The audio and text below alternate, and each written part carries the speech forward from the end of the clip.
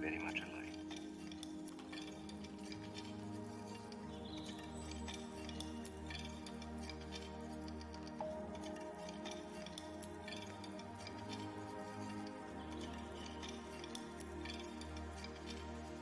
Remember all the happy times we had?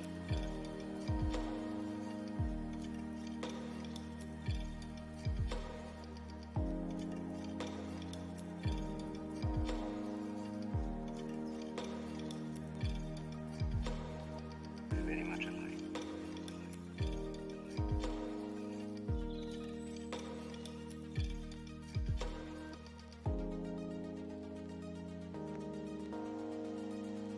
All right.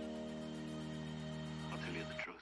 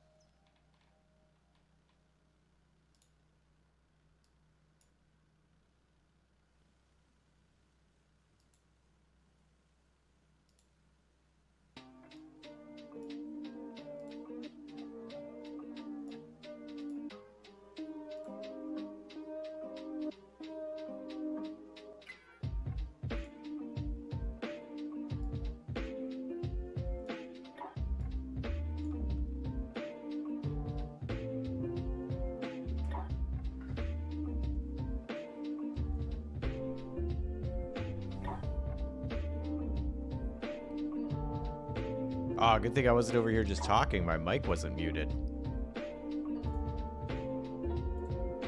If someone was here, they would have heard me being like, oh, blah, blah, blah, whatever I was yammering to myself about. But I didn't, so hey. Guess I'm good. Hi, if anybody's here. Hope you enjoyed the throwback art.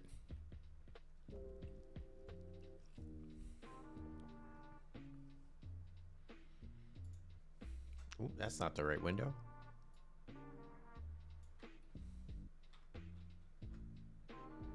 That's a lot of stuff up there.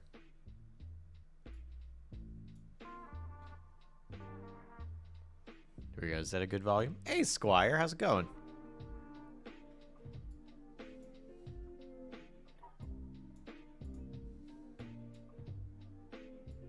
How are you doing this fine day?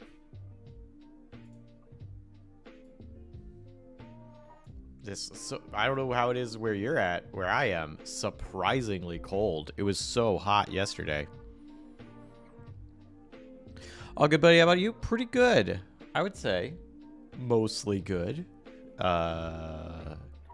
Few downs, but you know how life goes sometime.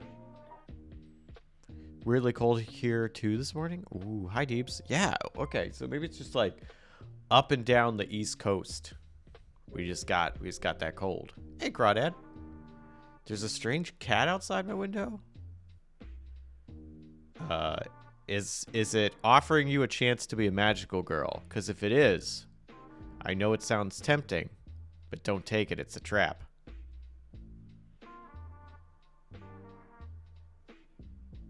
Crap, what was that cat's name?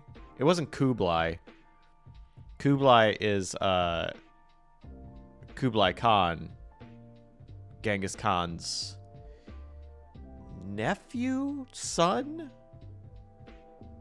something. And in the Netflix series Marco Polo, which incredibly underrated, outstanding show. That's the ruler of Mongolia is Kublai Khan.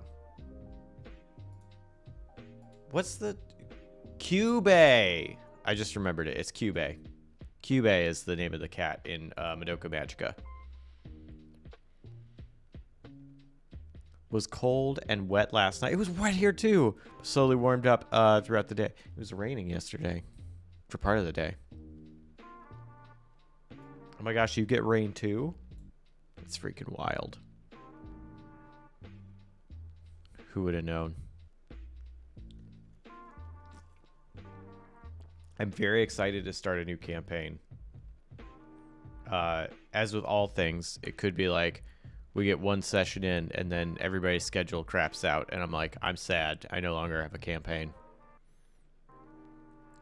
But I'm quite excited. It's Britain. Cold, wet, windy is the job description. Yeah, that's pretty standard over there.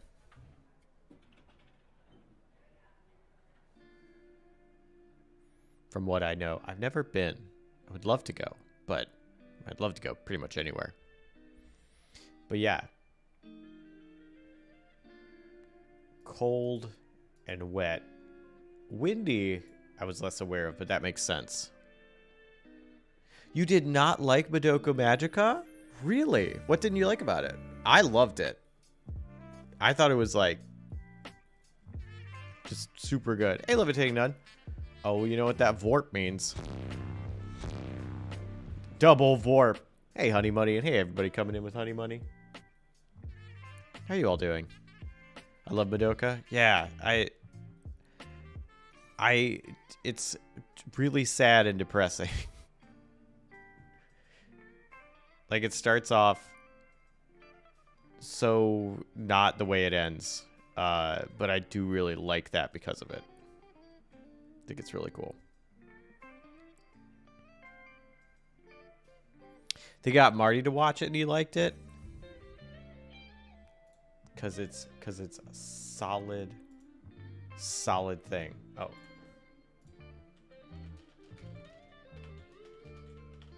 I'll have to write something. What is that?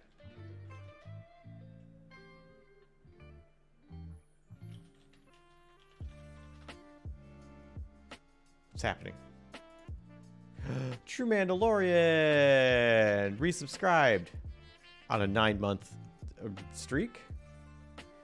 It says what? So long with so great a group. How the time flies. Thanks. Thank you, True Mandalorian. I'm glad you enjoy it. I'm glad you like the group. Hey, you know what? You're part of what makes it so great. So cool on you. I just did not grab me. The twist was not very twisty, and I hated the ending. Oh, well, hey. Those are all fair reasons to not like it.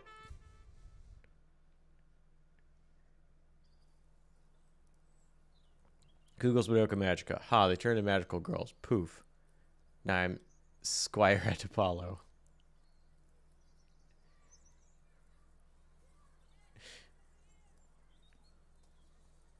I'm going to a taster D&D session tomorrow evening.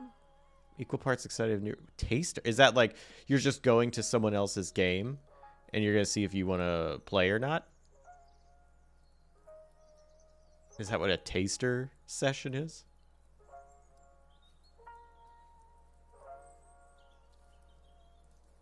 Oh, you're welcome, True Mando. I will say I dug the concept, but I didn't like the show itself. That's valid.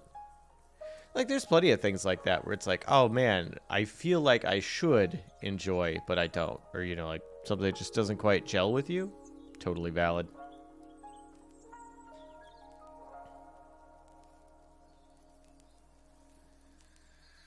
Definitely read that as taser at first. And I was like, whoa, realistic. Every time you take damage, you gotta really feel it. You gotta know how much pain your character's in. Very immersive. Is my head too hot? Do I need to turn my lighting down a bit? Is this my... I think the sun just came out a bit more. It's a one-shot being hosted in a nearby cafe.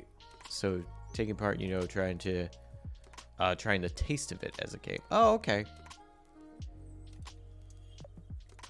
I think that might be a British saying. It would just be like a I don't think there's an American equivalent. Like, I would just be like, oh, I'm going to a one shot. And, you know, if I like it, I'll stick around for their campaign or something. Yeah, I don't know of a Crawdad, or someone else might have a more robust RPG vocabulary, but I feel like we don't have a saying exactly like that. I've never Dungeons or Dragoned before, or that sort of thing. So new experience and so forth. Well, cool. I mean, I obviously love it. I think RPGs are great, so pro that. I would say that I compare. Oh man. Okay, it's two separate things. So there's the game itself, Dungeons and Dragons, and then there's the group storytelling setting of tabletop RPGs in general. So it's like the game itself. I compare Dungeons and Dragons to like Mario, where it's like it is the most popular, but Dungeons and Dragons to tabletop RPGs is what Mario is to video game. It's the most popular and the most like probably used, like most played thing of that game type, but like it is a single game type. And just because if you don't like it, if you don't like Mario, it doesn't mean you don't like video games. So if you're like, I'm not really feeling Dungeons and Dragons, you might like some other things a lot more. And then it's also a matter of the group. It's like, if you've ever been to trivia night with people you don't like, it's like maybe trivia night's not for me because you don't like the people you're with, versus trivia night with friends who you do like, and then you're like, oh, this is great. Like, the group matters. So if the tasting session doesn't go super well, I would definitely say it's not because like you just might not be into RPGs. It might be the group, it might be the game. But it's so easy to like look at it and be like, I didn't enjoy it, it's probably not for me. It's like, no, there's so much more to the world. I don't know, test, try out, yeah, I guess. But yeah, I hope you have fun at the tasty tasting session. I hope it's a good old time.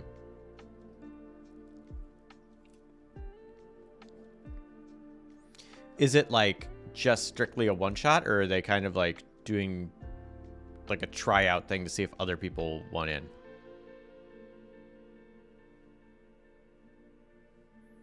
Hey, Randall Wilson.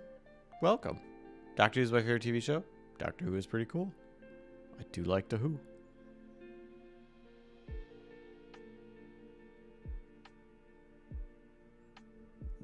Not today's topic, but hey, Doctor Who is neat.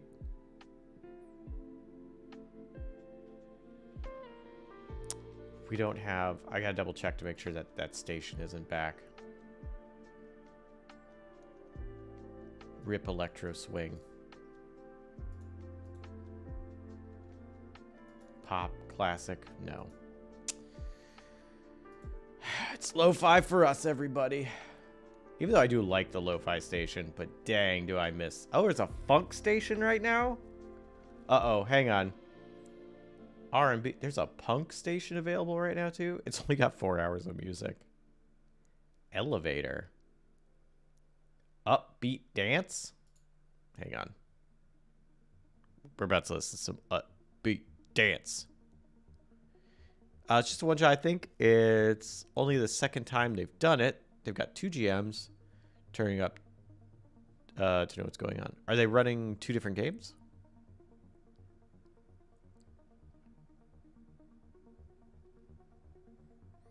There's also a station called Yacht Club. The heck is that? Chill classic rock. Never mind. I don't want that. There's also an R&B station. We might be listening to that too. I'm also curious what 31 hours of elevator music is. Holy cow. My lunch finally lines up with your stream again. Hey, Nick, how you doing?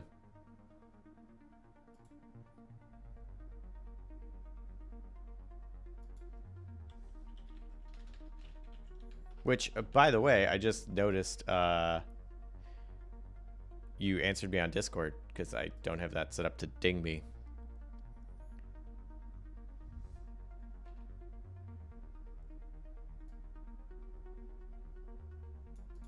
But cool. Look, everybody got something to show off. This I think is really cool.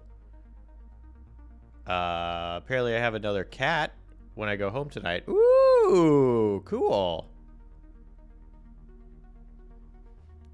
Wait, how many cats do you have now? I mean, it's still cool regardless. I love cats. Levitating Nuts has no idea. I think it's so they can run 2 games if enough people show up. I'll report back that. Okay, that makes sense. Like if you have, you know, 8 people show up, split them into 2 4-people groups. If you have 2 people show up, one of the DMs plays, and now you have a 3-person adventure. So it's really smart to have like 2 DMs there in case it goes either way with low or high numbers. It works out. That's very smart. 2, so you have 3 cats. Nice. Oh, I have to show off a cool thing. So Nick sent me this. All right, hang on. I gotta get my thing up so I can make sure the camera does it correctly. No, that's Logitech. Get out of here. Okay. Ready for this?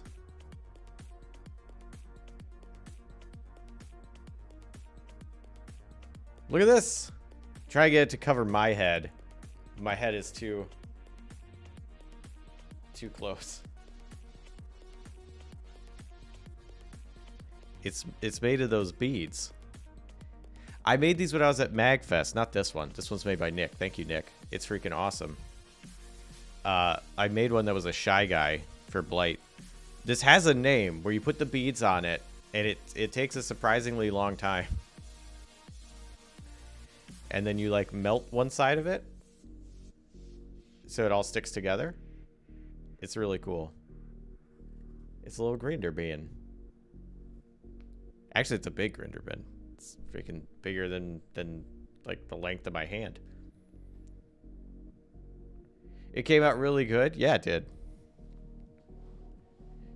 Thanks, Deeb, for input when I was designing it. Oh, perler beads. Thank you. Oh, Deebs, you knew. How did you? What? Wait, what did Deebs do? How did you? Was Deebs a consultant?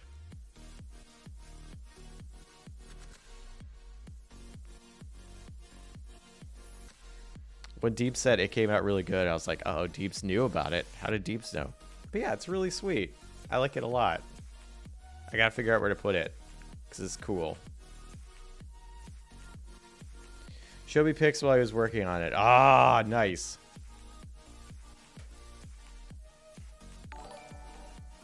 Oh, who's that?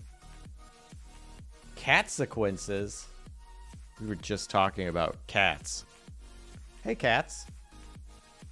What brings you here? Also, someone named Sublunar Elliot followed yesterday. Thanks to you. You're probably not here, but thanks. Hey, Mousecatcher. Happy birthday, Jesse. It's not my birthday, but thank you. I'll take a happy and warm wishes.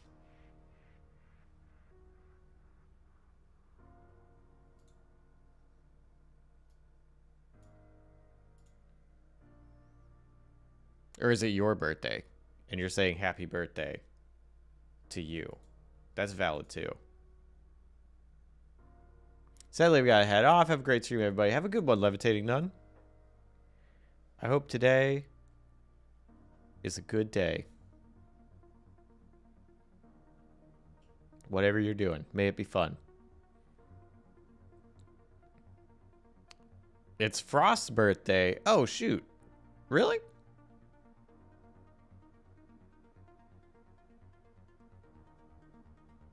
Oh, and your birthday's like really close to Jamate's? Oh, that's neat. I had no idea when Jamate was. According to Twitter. Twitter never lies. I don't know if you heard about the purchasing blue check marks.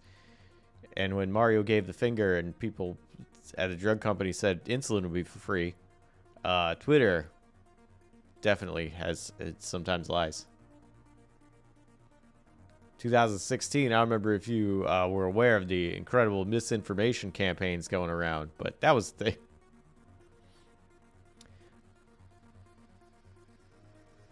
I looked into Zempic face to have to talk about it. Yeah, plastic surgery watching YouTube said it's because of rapid weight loss, so it's not actually the medication doing it. Oh, okay, so like, because you're losing weight so fast, the skin on your face doesn't have meat behind it anymore, so it just goes boo. So you get like wrinkles and an older face. It is Frost's birthday. We congratulate him Slack.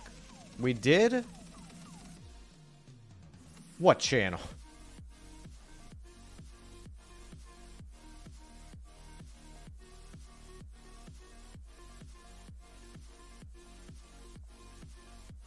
Oh, it is. Hang on, I'm gonna say happy birthday.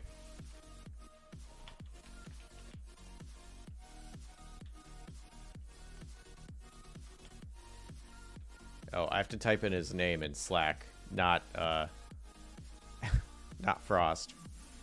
Aw, yay. Happy birthday to Frost.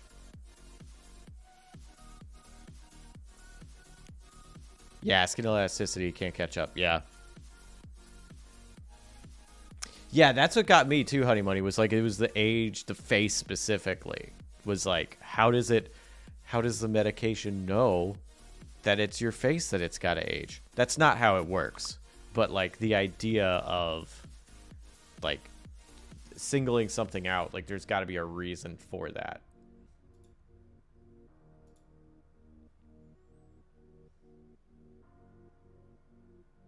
Or it would be like because of the skin of the fit, like kind of what you were saying, where it's like just the rapid weight loss is what does it. But it would be like, oh, another reason could be like, oh, the skin in your face has this particular enzyme in it, more of it concentrated than the rest of your body, and the medication ends up getting rid of that, so it makes your face look older. So it's not like targeting your face. It's just like a byproduct of that. If that makes sense. Yeah, no, blue check mark seems to be pretty easy to identify who douchebags are. I never got my check mark. I will forever be not a douchebag, I guess. Until I play Slinger in Dead by Daylight, and then I'm a douchebag. Yeah, you lose fat pockets. I like that they're called fat pockets, because that makes it sound like you could like kangaroo them. Like, oh, I got these fat cheek pockets, and you like open it up, you put a little like mint in there, be like, save that for later. I got these fat pockets in my love handles. I'll put my wallet right there. Keep it safe. Yeah, you're not filling out your skin as much, so you lose fat to hold it up. Yeah, makes sense. Hey, Besmirch, how are you doing? I like how Cat Sequences followed and then said absolutely nothing.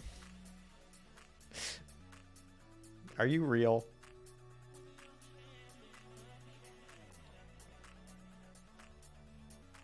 Oh, let me write something on this.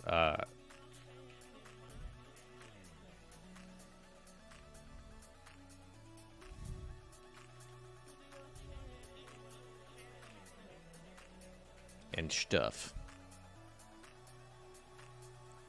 Because that's what we're talking about. Session 0 and stuff. Because I have a new campaign coming up, and I'm very excited. So, we're going to talk about some stuff after we talk about fat pockets. Gotta bounce. Be an adult for a while. Bye, True Mandalorian. Have a splendid day being an adult. It's unrelated to everything, but there's a breakfast place nearby that I've started ordering from occasionally, and I swear it gets better every time. Oh, heck yeah. I love places like that, where it's like just exponentially better. Oh, man. Keep eating there. Because either it'll keep getting better every time, or one day it'll stop being better. It's downward decline. I had there was a Chinese restaurant that I would go to where I used to live. One of the places I used to live. That was that way. It was like every time it was like so good, so good, so, and then like one time it was like, no, and the decline happened. So sad. Also, anybody find parasocial relationships created on stream so fascinating, like small communities are so great for that. God, parasocial relationships are wild. Like, it's a thing. It's wild. It's a wild thing to like read up on stuff. President is in my area, and I feel like I'm on lockdown again. Oh no. New campaign, GM or playing? I am GMing. I was gonna say I'm playing because I am playing, but I'm GMing. I'm the GM who's playing. Okay, so the new campaign. So it's gonna be like fantasy. This is what's hard to. This is why I say like break it down into sections, because the answer is, well, what is it? It's fantasy, but like, well, what does that mean? So I was trying to break it down a little bit more succinct for the players, and being like, okay, I want to emphasize creativity. So like whatever the players want to be, they can be. Like I really want to emphasize that for them, being like, okay, you know, if you want to be, you know, a cleric, sure, like bam, you just kind of run with that theme.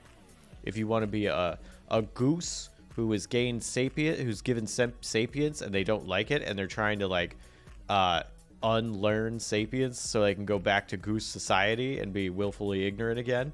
But every day they learn more about the world and having like constant existential dread as they like continue to know more and more, which is going to make it harder for them to unlearn to go back to being a goose. I was like, okay, you could do that. Like, whatever. I have an idea for a villain that I want to introduce sometime that's a time traveler. That, like, and I'm using lexicon, so it's like I have room for that creativity. And, like, the whole idea is, like, whenever they do a thing, all of their qualities and all of their abilities are based on, like, I saw this coming, or this already happened to me, and I went back in time and did something different. So if someone like tries to shoot him with a gun, you know, his defense roll isn't armor. It's, I knew that gun was going to go off, and I put confetti in your bullet instead. So like confetti shoots out of the gun instead of, you know, like a shell. Like, and just have like constant, like that being like someone that they can fight and they can interact with, but like they're always a step ahead of them because of time travel. And it's something that I could do reactionary as opposed to like having to plan everything out. I have a bunch of ideas for like little things I want to throw their way.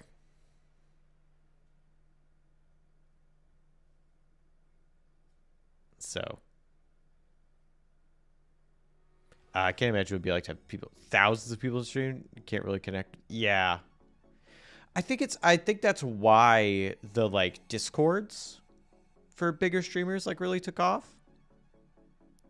Like, and made that more accessible, because it's like when you have that many people on a stream, it's like you have the people who just want to like enjoy the content, and then you have the people that want to interact, and that gives them a outlet to do that.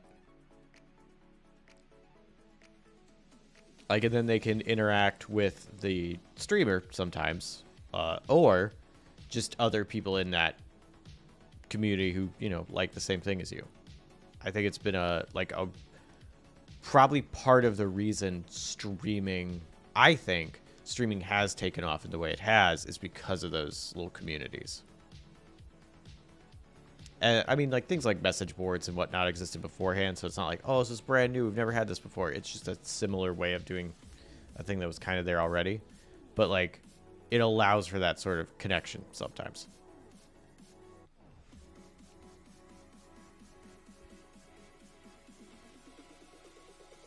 I was talking about the game, and then I got sidetracked. Oh, I was talking about time travel. That's not the point. Okay, so I want to do fantasy. I want to do, like, anything goes fantasy. My setup for them, I hope none of the players are watching right now. My setup for them is, first of all, I'm going to make them run the tabletop RPG tutorial that Jamate and I are making to give that a field test. But the actual campaign, I want to have the setup be they are all like associated with All right, let me start over. We're gonna do fantasy. Like, anything goes fantasy. It's like a big open world. Actually, they don't even know, like, the shape of the world or, like, what all the entire world has. We're just taking place in, like, a chunk of it. So, low tech, plenty of magic. Leans on the side of silly rather than serious. So, not so much like Game of Thrones as it will be probably closer to like the D&D movie, which I haven't seen, but from what I hear, that's more of how games go, where things get like silly and wild. And I want them to be more underdoggy. Like, this isn't a power fantasy. This is, you know, you're not going to kill God at the end of it. If that makes sense. So I want to try and get that across them. Wait, that needs an E. So my setup is I want them all to, like... No, I want this. Bam, there we go. I want them all to have, like, start off in a point where they are taking care... I can't even kill God. I can't believe you'd restrict me like that. Well, and that's another thing that I have for the world that I'm making for this. Is, like, I like the idea of divine spellcasting, where, like, you are getting powers from other beings that are, like, much more powerful than you and, like, kind of disconnected in some way. But I didn't want, like, the idea of, like, gods. I kind of like having gods being, like, untouchable. Like, you could be an atheist in the sense that you don't have evidence of these things existing. But I like the idea of a pantheon and having specific things in that pantheon that can give people power and stuff. So having avatars. So, like, you don't have the god of punishment, but you do have the avatar of punishment. Like, a being that is there to represent, like, everything that embodies this idea. So you'd have, like, so you could have, like, the god of puppetry or the god of you know, healing, or the god of, like, good luck, or the avatar of these things. So you'd still have, like, a built out pantheon, and then you could have, like, a bunch of little things. So it's not like you have 12 divine beings that cover all of those things. It's a massive pantheon of all these different avatars, and you can make new ones. So, like, the idea being a mortal creature could become the avatar of a thing, either dethroning the old one that was there, which is very difficult, or coming up with a new thing to be an avatar of. So the idea being, in this world, a character named Brother Dan, which is based on a campaign that I was playing in a while back, where the whole point of our characters was, I'm sure I've said this before, was Brother Dan wanted to become the god of partying, so he would just throw ragers everywhere he went, and the rest of us were like bards and roadies who were just trying to hype up Brother Dan. And so we would just go and, like, throw wild parties, and of course, you know, get caught up in adventures and try and save the world and whatnot, but mostly just throw ragers. And so the idea being, okay, well, Brother Dan is the avatar of partying in this world. And, like, so there was no avatar of partying. He did enough things to become, you know, to after death, to be pushed on to this position now. So, like, I wanted to have something that was a little more connectable to players and still have something that's kind of beyond them. Gods are beyond them. Avatars are within their reach, theoretically. You might pray to the god of partying, but hey, if you didn't do enough partying, ain't gonna answer. Hey, I'm your local punishment union rep. Do you have any punishment needs I can help with? That's funny. That's a bit Malazan-y? Is that how it is in Malazan? How much of that did I subconsciously pull from that? Because I did read that book. Also, almost finished with How to Sell a Haunted House. Good book. But yeah, so if a player wants to be like a cleric and they want to be like all about healing, then they could serve a god of healing or a avatar of healing, and maybe the avatar of like aid or something like that. Like they could worship multiple or like be in league with multiple avatars. And then, you know, that can be their motivation and how they get their powers. All of their magic is based on helping. I wouldn't call the gods entirely untouchable in that world, but they do have mortal avatars. They're kind of vessels. Oh, okay, yeah. So this would be Mortal Swords and Distraint. Yeah, so like this would be, if I'm remembering Malazan correctly, this would be more of like the gods part, because like the avatars aren't on this plane. They are in their own thing, doing their own thing, being avatars. They're not mortal people. It's possible they were once mortal people, though. Or like they were all mortal once. Or were they? Who knows? It's a long time. So that was another thing I wanted to try and toy with for like an idea for everybody. And then if like that way also, if you the idea of having like a person who is religious or like something like that, where they don't have to always be contacting the same god. Like, oh, I'm religious and I'm Catholic, so like I just talk to the saints and God. Or like, oh, I'm religious and I'm Buddhist, I just talk to Buddha. It's like, I'm religious, so I know like the 10,000 most popular avatars, and like I know out of those, like I know these 1,000 that I think are going to be the most useful to me. I know what they like best and what I need to do to get their attention. So something like that. Yeah, those avatars are generally referred to as ascendants. Still technically mortal, but they would be easy to kill. But they're not easy to kill or anything like that. Okay, yeah. I think I remembered the ascendants. So yeah, not like the ascendants. Or sort of like the ascendants, but like not here. Also, I'm going to tell you guys this because it's a thing that I'm not going to be able to tell the players for a long time. I think I want to make the world, was Jesse trying to get the attention of? Me not trying to. Well, other than you, I'm trying to get your attention. Hi, Discordia. In the game that I'm running, gods are like more like they are in our reality, where you can have faith in them, but like they're beyond touchable. Like they're just off somewhere.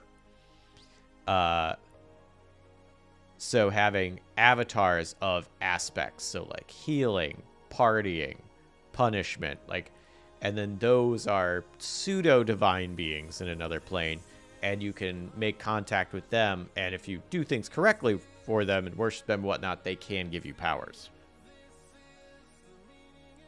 Religious cleric with a Rolodex of gods. Exactly.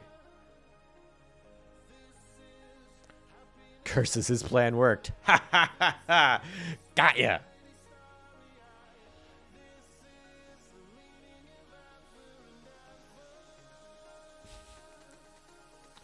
Benny from The Mummy. I don't even remember The Mummy. Benny was the brother?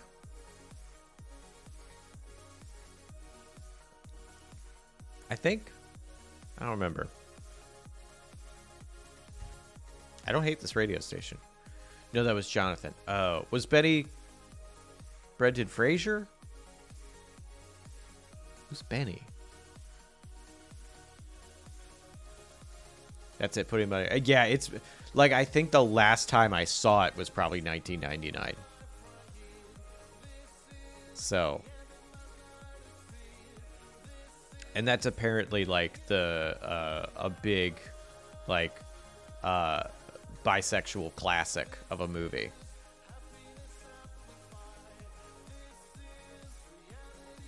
Benny is the secondary antagonist. Oh. All right. Is he the one that talks, is the mummy the one with that, like, it's not Peter Lorre, but it's like someone who kind of talks like Peter Lorre? Or am I just thinking of an entirely different thing? Benny was a weird creepy servant of Imhotep. Hang on, I gotta look this up. Hang on. Benny the Mummy. Oh, this guy. Oh, wow. I completely forgot about him. Oh, wow. He does have multiple things. That's really funny.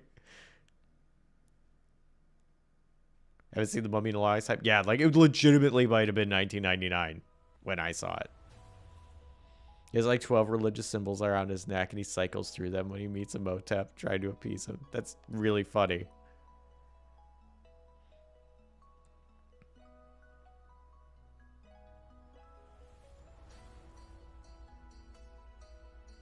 Oh, yeah, there's Imhotep. Bah!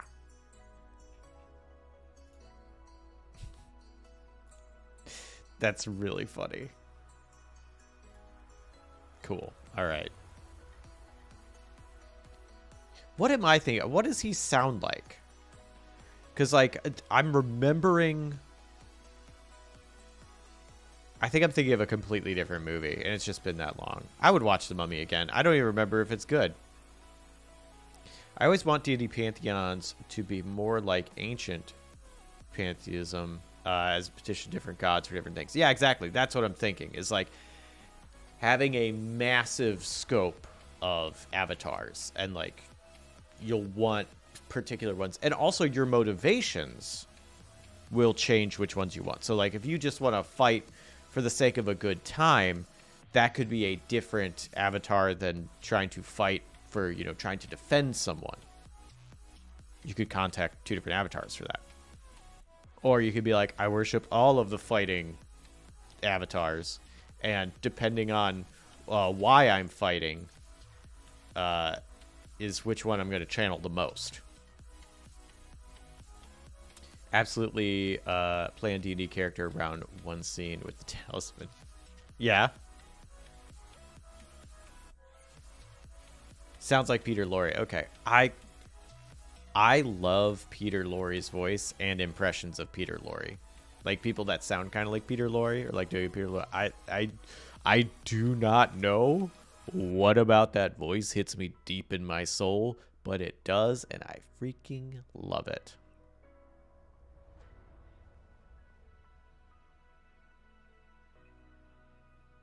The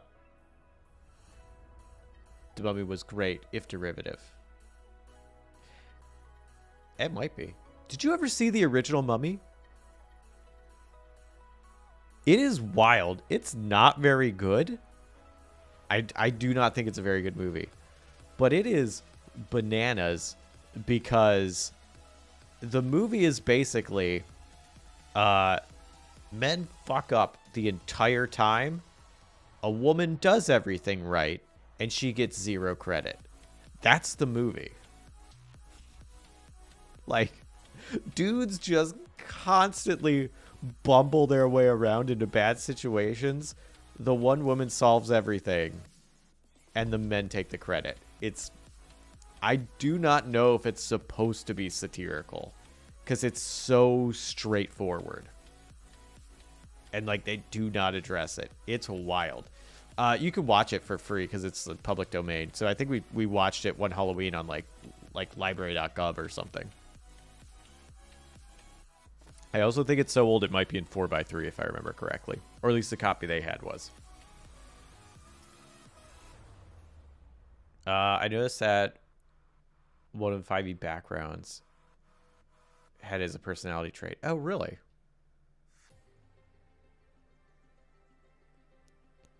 I think I meant polytheism. I mixed up pantheon with theism. Oh, that's good.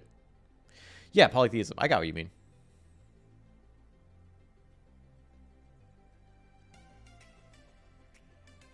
Which one was Boris Hang on. The Mummy. Boris Karloff? Oh, yeah, as the Mummy. Yeah. Which, like, what do you... the amount of things you can do. Like, I'll say that that dude did a good job. Because it's also, like, man, extremely limited in his... like, what he could do. Most of the time, it's like, all right, Boris, do this. Yeah. But yeah, it was a fun watch, but boy howdy.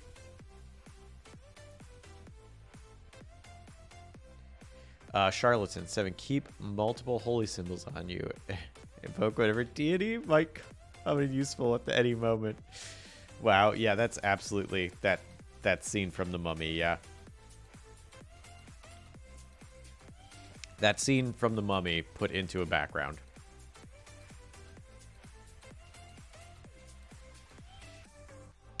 I think we also watched the original Dracula, like Bela Lugosi.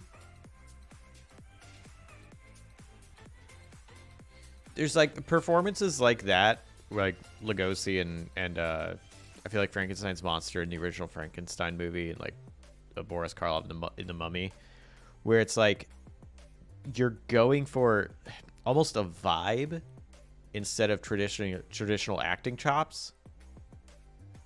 Like Dracula is so over the top in that movie. But like that's what it's supposed to be. Where I feel like if you tried to do that now, it would be viewed as like cheesy in a bad way. And like that it has to be more serious. But like no. It doesn't. It's a freaking 1,000-year-old vampire. Edwin Sue. Howdy, Edwin. How are you doing? Was there trade incendial acting? I don't know what that means. Hi, Tyrell. But it was like, and I feel like especially because it was more in like black and white film and in older films where it was like film grain, like your quality. It's sort of like when you go to a theater and performances are usually more robust and like in your face, and like they're louder and they're more expressive because you're playing for people in the front row, which are quite, still some distance, and people in the freaking back of the theater, which they need the bombastic to see it. Where if you do the same style of acting in a movie, it can seem extremely out of place because you're like, oh my gosh, dude, just calm down. Why are you freaking waving your arms everywhere? You also have the limitation of the screen. Whereas on a stage, you have the whole stage. Like you do this and no one's like, oh no, I can't see your arms when you put them above your head. Of course they can. You have a whole stage, your eyeballs, but in a camera, you're this close. You have this is your frame. If you're going to act, you have to be aware of acting within it or that you're going to be acting out of it. And I feel like some of the older style movie acting is kind of like that too, where because it's like nothing is quite as clear as modern stuff. So they're doing that vibe versus everything must be perfect and spot on, and this is how people act. Being bombastic was super fun. I love hamming it up when I was doing my degree work. Oh, yeah. That's why I love RPGs. Sorry, Edwin. I'll answer your question in just a moment. That's why I love doing RPGs. Is you get to do that. Like you get to do bad stage theater, and everybody laughs, and it's great. I can whip out a Pegasus voice or an Assy McGee, like whenever I can. It's like, oh, this is great. Because again, you're in an RPG setting, you're using theater of the mind. It's also called your imagination, where it's like you're essentially overselling it in one aspect to cover up the other aspects that you don't have. You don't have the costume. I could be, you know, the mask salesman from Majora's Mask for you all and doing this character like the merchant from Resident Evil 4, but I don't have that costume. You're looking at me. So to make up for that, I go bigger with the voice, or I throw in more motions or something. Like, so I feel like it's that kind of style. That's why I really find it enjoyable. I just whip out a Pegasus voice whenever I feel like it anyway. I don't need an excuse. Good, Rat Beach. Good. You don't need an excuse to use the Pegasus voice. It's great. Always worth it. Edwin says, start a new campaign. In what system? I am using Lexicon, which is the system I wrote, which is all about role-playing, which, big surprise, RPGs, they're role-playing games, but it's actually about role-playing and role-playing the choices you make. So, like, there is no roll for an attack. The how you attack, why you attack, the motivations behind your attack, and what you're attacking with all matter to the attack. So it's not just, I swing with my axe, roll, do I hit it or not? You have to actually play into your character on what they're doing and how they're doing it, and then that determines your bonus. Because your character sheet is made up of what's called qualities, and they're your motivations, your traits, and your skills. So things that motivate you, why you're doing what you're doing. Things that are a part of you, which is like, you know, you're strong. That's a trait. So like you're going to try and hit something. Cool. But your strength comes into that. And then your skills. You're skilled with using a hammer. So you're using a hammer. Cool. You're skilled with like brute force combat versus finesse. All right, cool. And then that works with every aspect, not just attacking. So like if you wanted to, you know, smooth something over with some words, it's, well, how are you doing that? Why are you doing it? Because you love the thrill of lying to people. That's a good motivation. It'll help you out every time you want to lie to someone. You're a wordsmith. You are trying to get an edge on someone because they have something you want. Like, all those things play into why you're doing it and how you're doing it. You've investigated this person beforehand. You got some dirt on him. Like, you know something about him. You're going to drop that information, or you're going to hint at it. Like, ooh, bit of innuendo. All right, cool. That's another trait my character has. So, like, that gives you a bigger bonus. So that's the basics of the system. GM who doesn't cosplay every single character, 0 out of 10. Wow. I didn't know I was so bad. Dang it. What kind of setting are you going for campaign? It's going to be fantasy.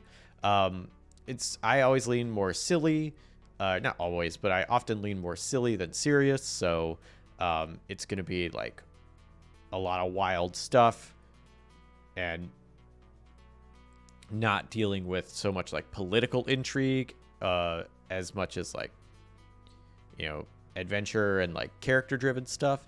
And then I also deal with smaller stakes. I like running characters through adventures they're more of the underdog. They're not going to kill God at the end of it. They're probably not going to overthrow a kingdom or something. But they might make a difference in a small town, or they might, you know, like have a good adventure. They might live a good life. Like, definitely smaller scale. Certain things will escalate. I've had if we don't do this, the world will probably tear itself apart adventure, but that's kind of something that I like to build up to and like have for particular campaigns. So like for this one, I definitely want all of them to be in a precarious situation where they are being hunted for a crime they didn't do. So they don't know this yet, but basically they're going to all have a connection with a noble, and they're all going to be in the same place with the noble, taking care of him or something when he dies. And the family associated with this noble is going to blame the player characters. And so part of the player characters like opening campaign, along with the art stuff I throw at them, is like, well, are you going to try and figure out who actually killed this person and clear your names, or just be on the run for the rest of your lives? So if they try to clear their names, then they've got, you know, this noble family sending out people hunting for them. No need to justify the Pegasus voice. Silly Fantasy looks at Terry Pratchett books. I haven't read Terry Pratchett. I've heard such good things. Maybe I've got a few Audible credits I have to use. Maybe I'll get a Terry Pratchett book. Because I got like 3 credits I got to burn before I cancel Audible.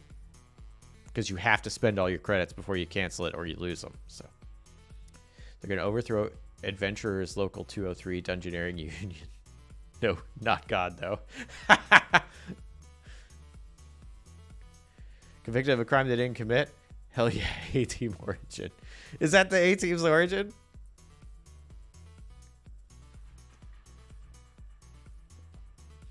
But yeah, I want them to be like one noble, and I want the noble to be like someone they actually like. And that like gets along with them and be like, oh, bummer, he's dead. And the rest of them they don't like. Like very much this is the odd duck noble who's like actually kind, tries to help people, and that's going to be part of the plot on why he was killed. Don't tell them that. Just watched intro to that show. They say it every episode. Oh, really? Wait, so they were they were convicted for a crime? They were convicted, but they're like out of... Or wait. Is it like a Suicide Squad thing? Like they're all... Like this is their... like, oh, if you do enough jobs for us, we'll give you probation and you can leave. Like, is that the thing? Or were they convicted and then they got out and then they were like, let's form a team together?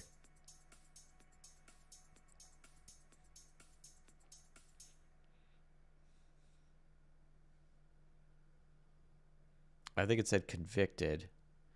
Maybe a different word. They're on the run for sure. Oh, wow, they are. I don't remember much about the A-Team, but I remember they're very, like, not subtle. If they're on the run, that seems bad. It's like they were doing it wrong.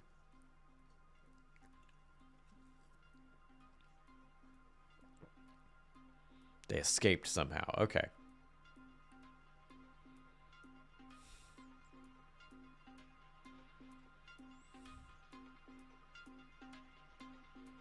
All right, stop looking at pictures of Boris Karloff. Which, good name.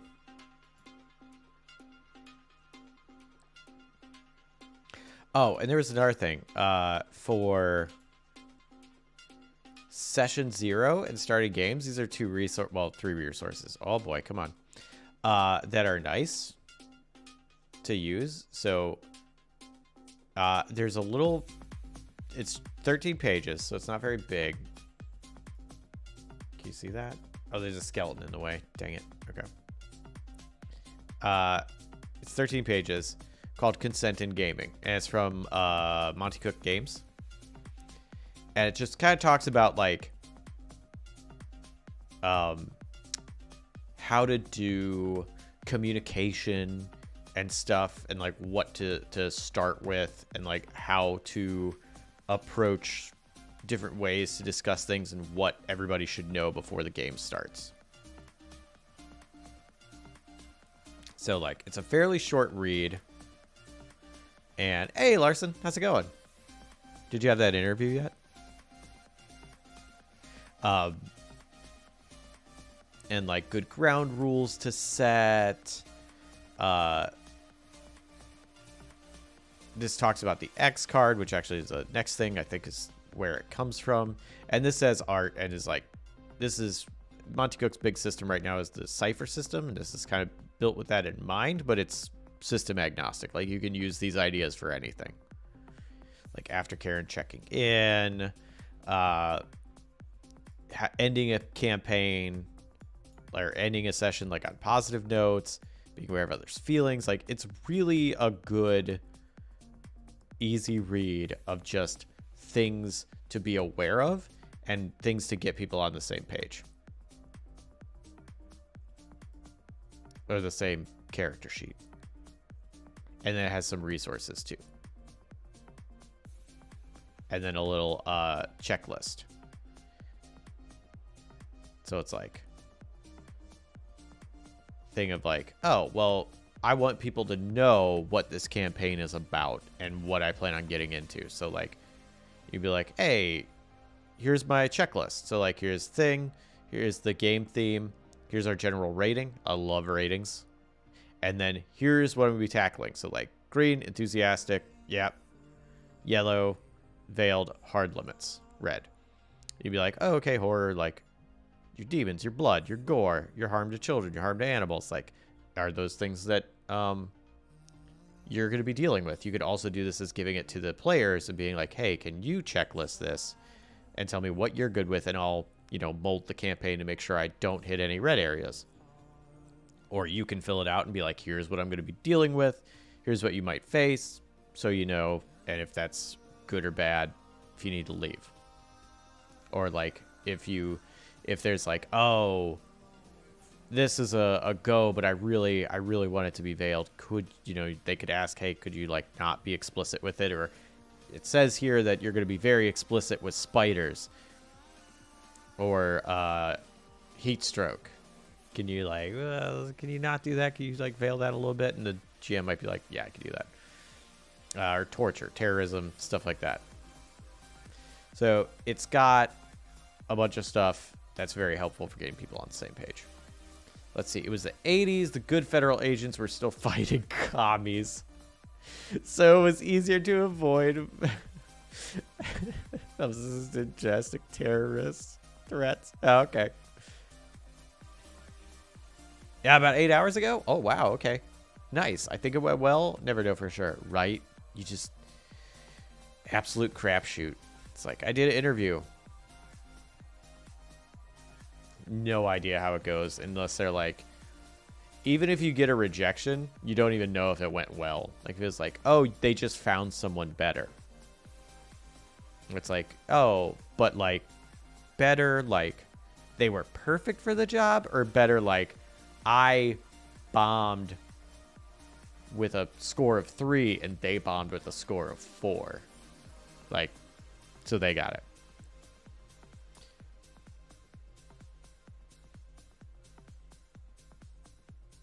Yeah, fingers crossed. Thumbs up. We believe. So this is a free resource too, which you can get from Monty Cook Games. And then there's another one which this references, which is Tabletop RPG Safety Toolkit. And like, this just goes over, this is 4 pages. Even shorter. Going over like some really basic concepts that are very good to have. So like,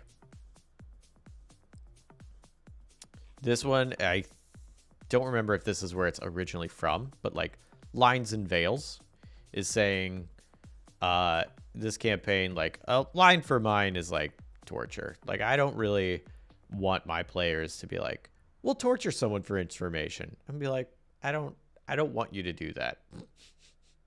Like, no. That's a line. That's a line is something you do not cross. Where it's like, no. Where it's like, oh, well, I'm gonna play horny cleric and like who sleeps around. It's like, okay, well, we're gonna have like, you could flirt with people and like go to the bedroom with them, but we're gonna have a veil where once the act is happening, like, we'll just, you know, tastefully draw the curtains and go to another scene. So that's a veil. So lines are things you do not cross. Veils are something that you obscure and then move on from. And that applies for whatever. 2 players in my new game clicked bring it on for everything on the sheet. I was like, I don't know how I can fit all these horrible things into one campaign, but I'll do my worst.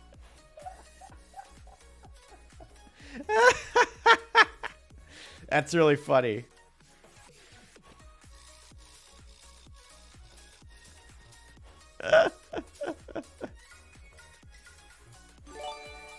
Oh, shoot. Squire Apollo. giving out a sub to Larson. Thanks, Squire. Appreciate that. You have an interview tomorrow? May fate smile upon you. May the avatar of good interviews really, really just shine down on you this day. Or next day. Tomorrow.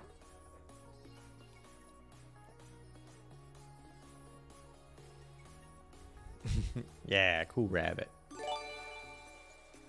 That's the same alert. I don't know why it does it twice.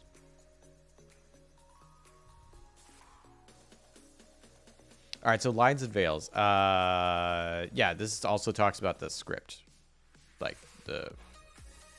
Hey, game over gimmicks. Happy Wednesday to you too. Cheers. Drink your water.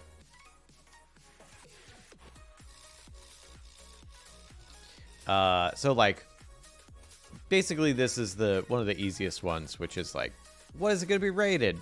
And for what reasons? So you look at a movie and it's like R for violence and language. And you're like, okay, so there won't be any like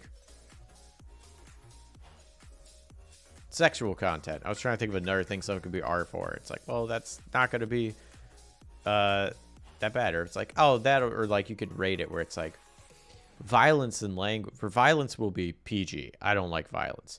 Language will be R. Because language is fine. You swear all you want. And sexual content will be PG-13. So it's like you don't have to, you kind of label kind of what you're going with. Or whatever your local labeling thing is. Also, you can give examples of like, this is how far each of those will go. Very helpful.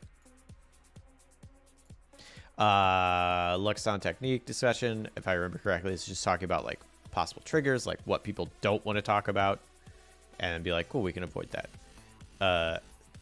The X card, the main one that people get during this is the X card, which is like basically just someone is wildly uncomfortable with what's happening. So can we skip this? And you go, all right, cool, and you move on.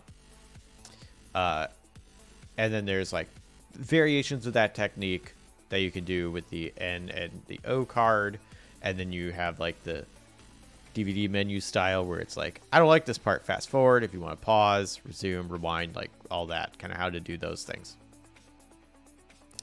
This also talks about a bleed and aftercare, which is like, hey, we've all been there. If you have an emotional game, like that translates into real life. Or if you're being, if you're having a big thing in, what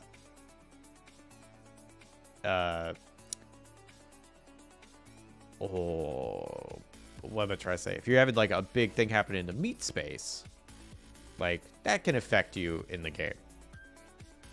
So like being aware of that, being, communicative about that. It also talks about highlight reels, which I think is fun for a rap session. And this is the breakdown and stuff. So yeah, this is our short read. Even shorter. But it's a good one. Like, I do recommend, even if you don't use, like, the checklist at the end of this or whatever, these are 100% worth the read. Just to get kind of into that headspace and being aware of, like, oh, this is a good idea on how to communicate. Because the best games are ones with good communication.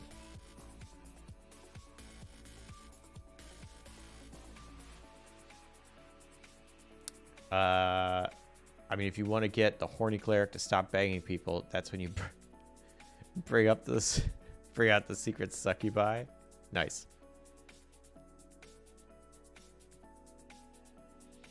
Not to yuck anyone's yum, but I feel like RPing R or NC-17 related sexual content with your TTRPG group seems like maybe the game is just a cover for what you really want to be doing. Yes. I've also played one game where that was the case, where we were all like, oh yeah, let's just go wild. And we were all like, thumbs up, let's do it. And it was fun. that was also, we were all very on board with that. That was like the campaign thing, was like, let's just go ham. So it was not like a surprise to anybody. But yes, if you're doing that, you do that for a very obvious reason. And if you're gonna do it, then you better make sure everybody's on board. Meese debates start something to Starship Velociraptor. Not sure what Starship Velociraptor is, but now I want to know. Consent in gaming, what does it mean to consent in game? So the idea being that you are aware of, everybody is aware of everything that's going to be happening. So like, if you are going to be doing a bunch, I mean, I really like horror. So like, it doesn't bother me when something is like, oh, body horror, or religious things within horror, like possessed nuns or something. Like, oh yeah, it doesn't bother me. Sure, everybody can get possessed. Why not nuns? Like,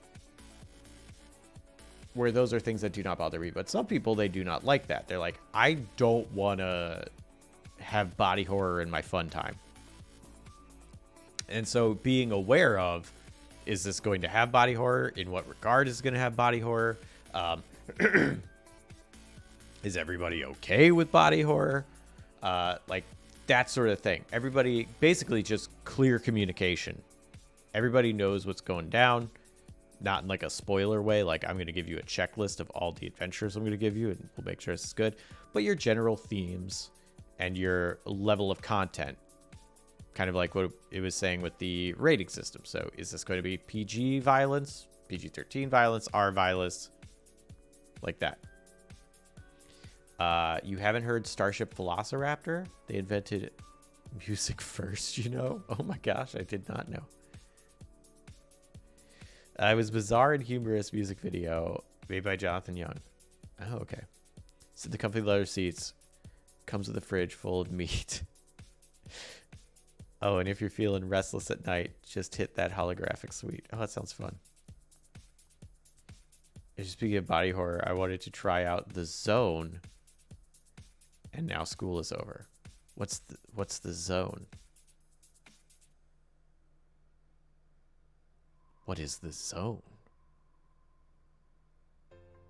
Maybe after Blight's Sea of Thieves game. I have no idea how long he plans to do it. I don't know if it's like a forever campaign, or it's like, I got an idea, and then like in a month we'll be done. Sea of Thieves, interesting system. Like I'm struggling with it a little bit because it works differently than what I'm used to playing, and I feel like I don't have as much agency in it, but that's more of a me thing because I'm expecting a mechanic to do what just human choice is supposed to do, and like my brain is having a hard time hitting that gear.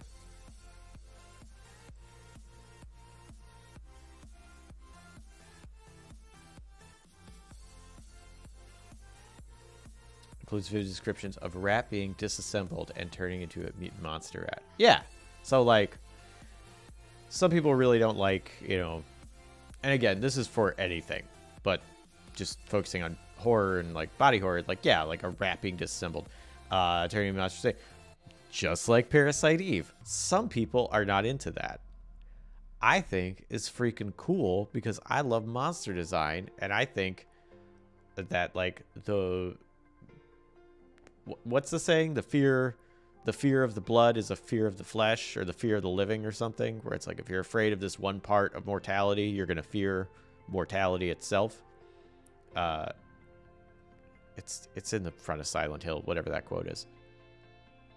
So, like, that stuff doesn't bother me. I also love monster design. So, like, seeing a rat go, bah! And becoming something new, I'm like, fucking sweet. Ah, look at that monster. So cool. Somebody thought of that. It's like why I like, I mean, not the only reason, but it's like one of the reasons I really like Power Rangers, is because those costume designs are awesome. Like, they make some incredible stuff Just very inventive, very smart, very like, well, how can we make this thing look wild, but like be durable enough to have someone roll around on the ground with it and then pop back up and everything's back to where it should be. So you're not using like, you know, rigid parts for pauldrons that are this big. It's just, I love creature and costume design. So like stuff like that, like it really gets me. Like I'm really into it. Not everybody is. It's a play to lose GM-less game inspired by Annihilation, House of Leaves, etc. Oh, so 2 books I absolutely love and I super enjoy a plays to lose scenario. That sounds amazing. Please sign me up to play that. One of their taglines is mutate your friends. I could have used that content warning as a kid. Well, and see, that's why you have the like communication and safety tools.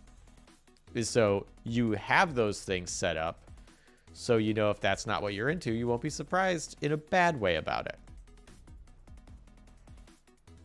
And then the people that are into it, who are like, oh, the sex in this game is going to be rated R. Oh yeah, I'm into that. And then, you know, they could be excited about it. And the other people can be like, I'm good. Then no one's surprised. People who don't want it don't have to be there. And the people who do want it can, I was going to say come together, but that was, I feel like in context, not the best use of that phrase. But whatever, we're going with it. Crawdad says the consent form is really useful. One person in the group listed a particular phobia that ruled out a kind of monster that I like to use a lot, and it was very good to know that before I started planning encounters.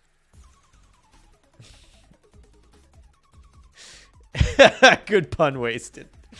No, that's really good, Crawdad. Did you use this actual sheet? Or was it another one kind of like it? Because I know, like, this is not the only one that exists.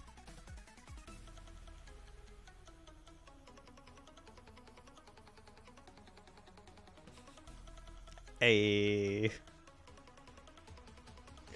But yeah, so that's consent in gaming. Like the idea of basically just clear communication, which is extremely important. It was the same sheet. All right, cool.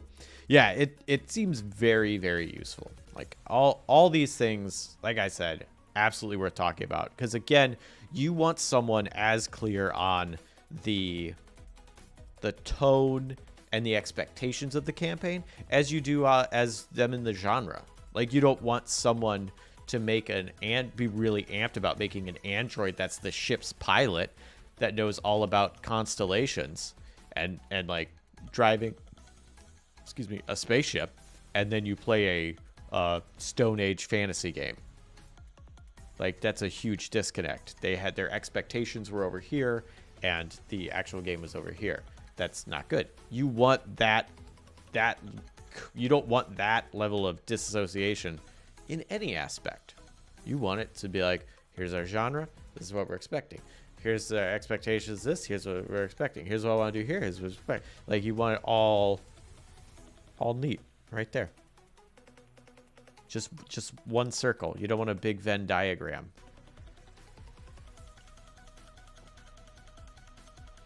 So yeah, I feel like these things very, very useful. And then after you do all this, sent you a link to the video. Thank you. I appreciate it.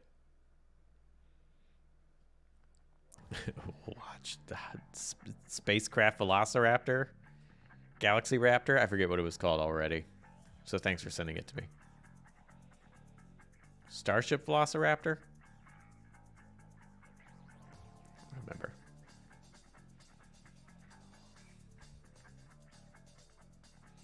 Yeah. So all these things, very good. And then the thing that I always do, because I made this, is the interactive backstory session. So after you get all that done, actually going through and like sharing backstories and stuff with people, I feel like is very important. and getting familiar with the other characters and stuff, because that's session 0 stuff. But this stuff comes first. Like, you don't want to have, hey, let's talk about our characters, and then be like, oh, and by the way, here's the checklist and all the body horror that I'll be subjecting you to. Like, you want to know all that first, because they want to know if A, they want to play the game, and B, and several other reasons, like what they would build for it. Because, like, if we're playing a horror game that's serious and going to be dealing with, like, you know, we're doing an SCP style game, and like we're going to be dealing with like moral dilemmas with like D-class personnel as some of the characters and NPCs, and like, you know, world bending events and mind altering encounters, and like this is supposed to be more of a serious game. I want to know that beforehand, and I want everybody else to know that beforehand, so that we can all make characters that appropriately fit that. Where it's like, but I want to make a horny cleric, and it's like, that's not really the game for it. Like, let's not do that. Or if you want to do like a Tucker and Dale versus Evil style horror game, where it's like, here's going to be some absolutely gruesome things, but all in the guise and the atmosphere of comedy, or like Violent Night, which we started watching last night. Very funny. I was laughing very hard. Where it's like, yeah, here's action and dismemberment and horror, but like, haha. Like, then, all right, that's a new avenue that you're gonna explore. You really think a sheet like this stops someone from bringing monster Aoigawa, Master Agua, the Tornal Monk to Curse of Strahd? Is that, I don't know what Master Agua is, other than that makes me think of is that the word for like the O face, the anime O face? Will it stop someone from making Aoigawa? Oh, Oogway. Oh, wow. No, sorry. I'm just a pervert. No, nothing will stop them from making Master Oogway from Kung Fu Panda into your Curse of Strahd game. But the sheet will hopefully help show them that, depending on the tone of the game and the expectations of the game, that is probably not the best. Master Agawa would be a Taxabi bard.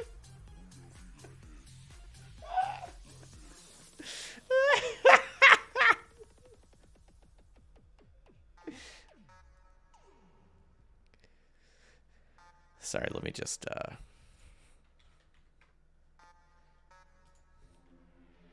Master Agawa Taxabi. All right, well, thanks for that new NPC that I'm definitely going to throw at my players now. So I have to put that on, I'll add that to one of these write-ins. Be like, Agawa? Agawa face? Check.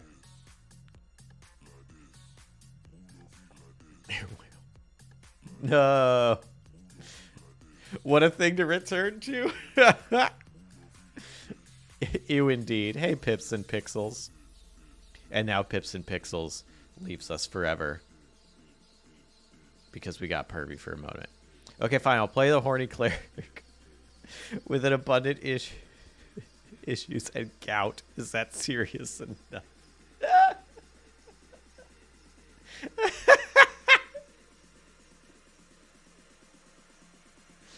Oh, that's funny. It's also a matter of like, okay, if you I don't even know if I would have this discussion, but like, you could have the horny cleric or the horny character in a serious game, in the sense of like, it could be like an addiction, or it could be like their method of just trying to connect to people in a world where they feel completely disconnected. Like, there are ways you could actually play that in a very serious way, rather than just being like, like leaning up on the bar to everybody you meet and be like, I rolled a 20 on seduction. Did it work? Like, you just do that every time. Like, there's different ways you could play that and not have it be for comedy or be like super skeevy.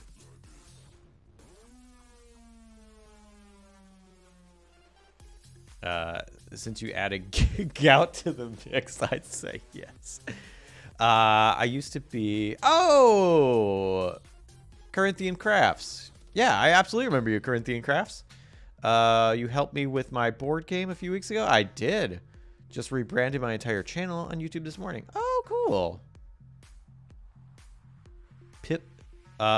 Cool. Why did you rebrand? I'm just curious. This has nothing to do with anything. I'm just honestly curious. Sir Among Us. Doppelganger Bard. Oh, hang on. I'm sorry. I need to steal that one too. Sir Among Us.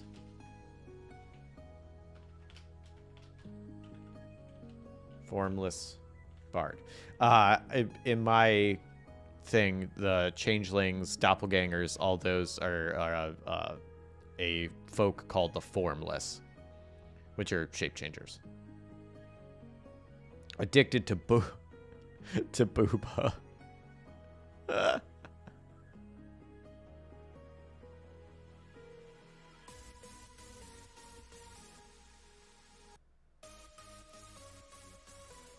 Addicted to the boba.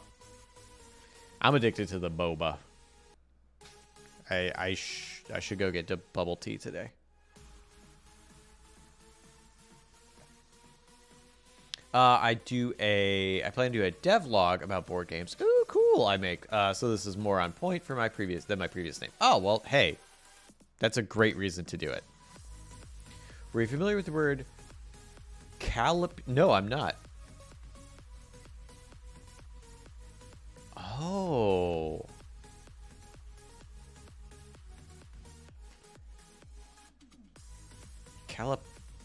Calipagian? It means having a big butt? Hang on. No, not image search.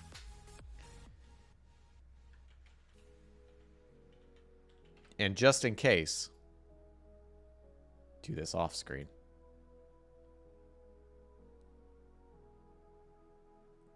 Relating to having buttocks. Oh, there's a statue. That's actually pretty great. Having buttocks that are considered beautiful, proportioned. Beautiful shaped buttocks. Wow. What a great word. Look at this statue. The Venus Callipyge. Also as Aphrodite. Okay. Oh, right, because Venus and Aphrodite are the same god. It's just Greek and Roman, right? I'm learning. Get Jesse a Greek tonight at 9. On The Escapist.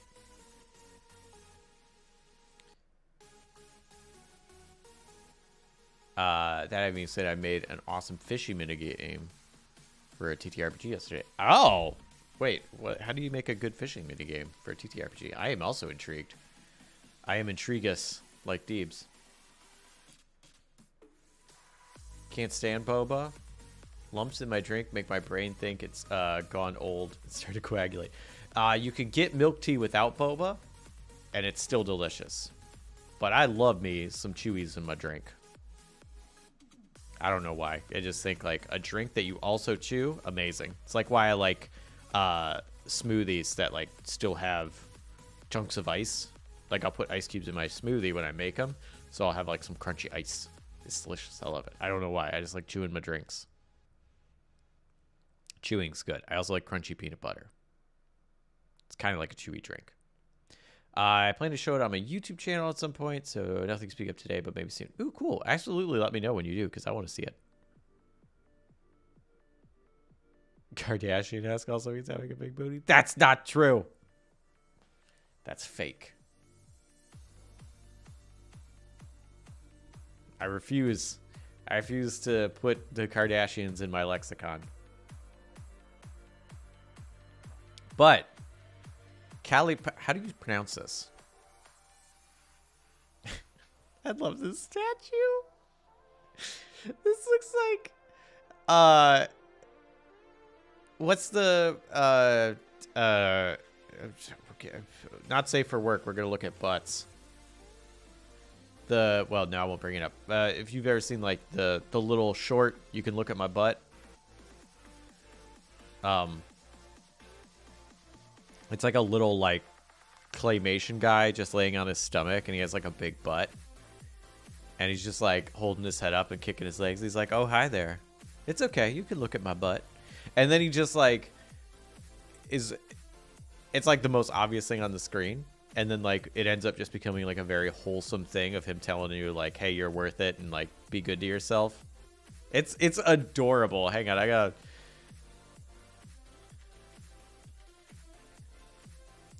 I gotta do this off screen, because I don't know what else it's gonna give me. Hi, stranger, you can look at my butt. That's it. It's a beautiful little animation. Heartwarming. Callie Pigeon? Yeah, Callie Pigeon. I forgot all about that animation. It's so good.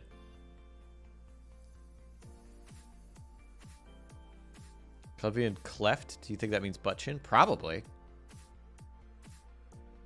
Because whatever the butt chin is called is something cleft.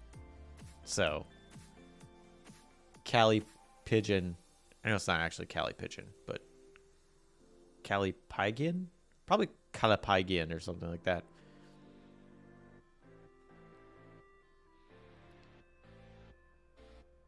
Apparently it's a hard G, so Callie Pygian. Oh, I was like, right? Wait, hang on. I have a pronunciation right here. Pause music. Calipigian. Oh, shoot. He actually says Calipigian. Calipigian. You were right, Larson. Calipigian. Calipigian. Wow. All right. Calipigian. Today I learned. And today I taught you about hey, stranger, look at my butt. Or reminded you of it. Well, can't argue with myself, I guess. Well, clearly you're not trying hard enough, because I can absolutely argue with myself. Not to brag, but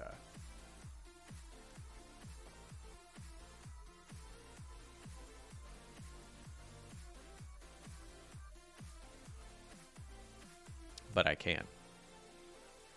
I think that was pretty much all that I had like set up for today. I don't know. What are things that you all that have you done in session 0 or like pre-session 0 or like early game stuff, either that you did and you were like, I'm so glad we did this, or like that you wish someone would do, like, dang it, I want to start a new game but I want to make sure X happens,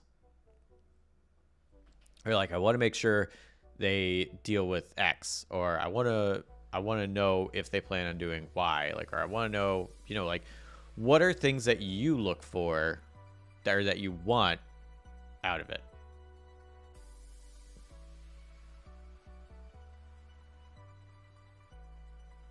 Jesse. And I've mastered Pomposity. Do you say so myself?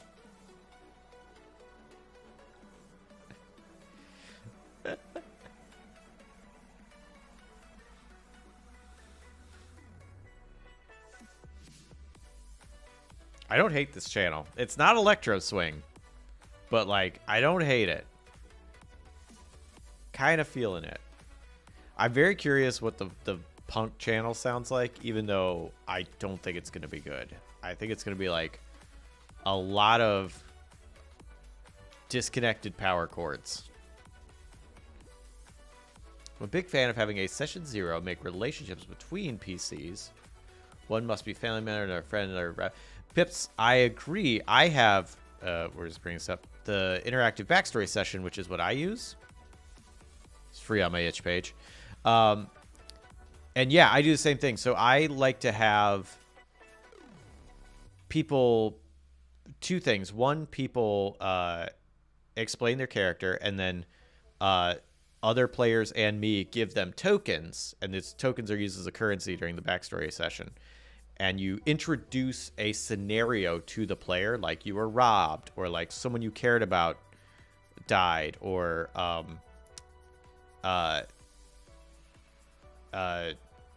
your rival from childhood, someone you hated in childhood or hated you in childhood, you have a different relationship now as an adult. Who are they and what happened? And so the agency is always on the person who gets to answer the question. So like they don't get to say someone you hate got the job and you're mad at them. Like they can say someone you dislike, someone you hate got a position or a job that you wanted. How do you feel about that? And then in that, make connections, because I don't like saying like, oh, someone, where it's, I think it's Monster of the Week does it, where it's like, oh, you have to be one of these 4 connections with someone else. And I know that works for some people. I really hate that strictness. I like having it be much more like, oh, you have, you know, having those show up naturally, where it's like, oh, 2 people know each other from working together, or maybe they are family, or they, you know, have mutual friends, or they whatever.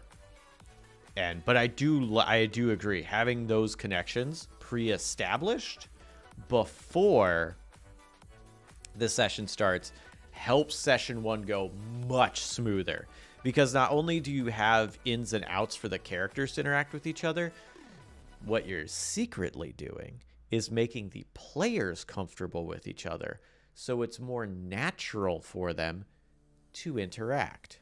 Where if you start a game, because if you start a game and I just go, yeah, I'm brothers with, what's your name? Cody. Cody and I's characters are brothers. We've known each other our whole lives. We're twins. But like, I don't know Cody.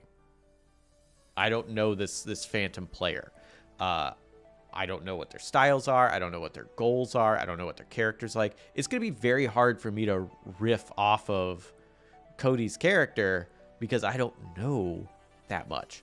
So like the secret point, it's not really a secret, I think I address it in here, is to make a connection, because we're actually the people talking. I want to make a real connection with Cody so that then I can know that I'm the older brother and I like to rib on Cody and like blah, jostle his hair, and I know that annoys the absolute crap out of him, so I do it when I want to annoy him. Like, and I'm going to do that because now I have a connection with the actual player and we can riff off each other. So like, that's very important. It is even more important that the players are comfortable with each other than the characters have connections. And I feel like that's sometimes a point that's lost in when you're making character connections, is you're missing the actual human connection of the players. Because that's what's going to matter. But yes, connection. Oh, actually, let me come back here. Word. There you are. Connections with... Well, I gotta spell that right. Connections between characters. Connections between players. So I totally agree, Pips. That yeah, they're very helpful. And they feed off each other. Like these have synergy. When the players know more about each other, it's easier for the characters to know more about each other, and as you know more about the characters, you can use that to get more familiar with the player. Larson, well, one cautionary tale from my own campaign is that I didn't really have a clear idea of what I wanted to be, but started out as a wilderness campaign. This resulted in the party without a single social skill between them, which became an issue as they started visiting cities. Oh, wow, yeah. I can see that.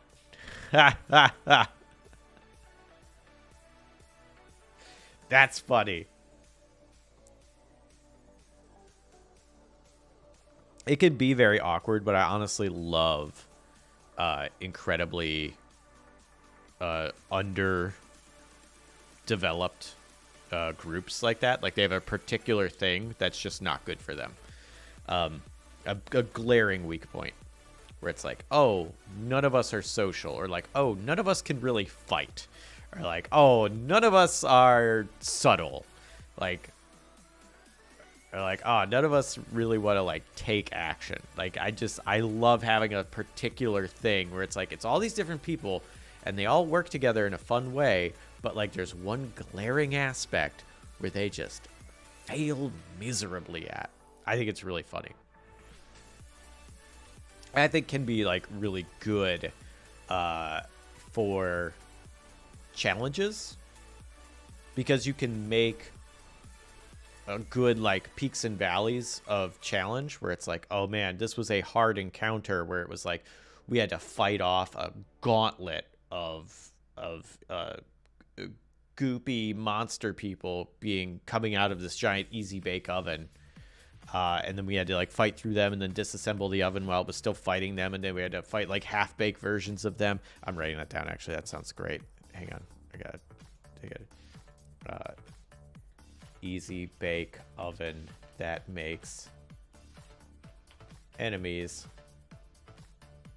when dismantling makes goopy versions of enemies. Okay, cool. Well, that's now a thing I'm gonna do for my players.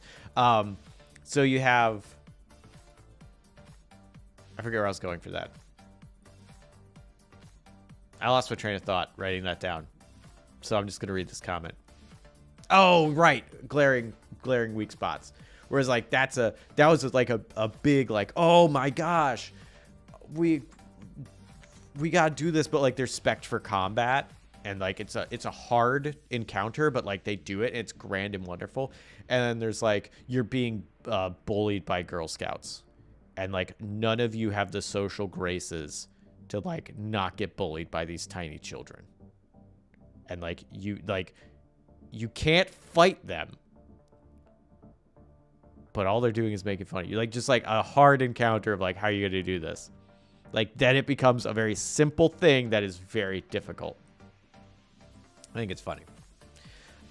We actually had an encounter kind of like that. Villain guy was making gingerbread men. That's awesome. I love it.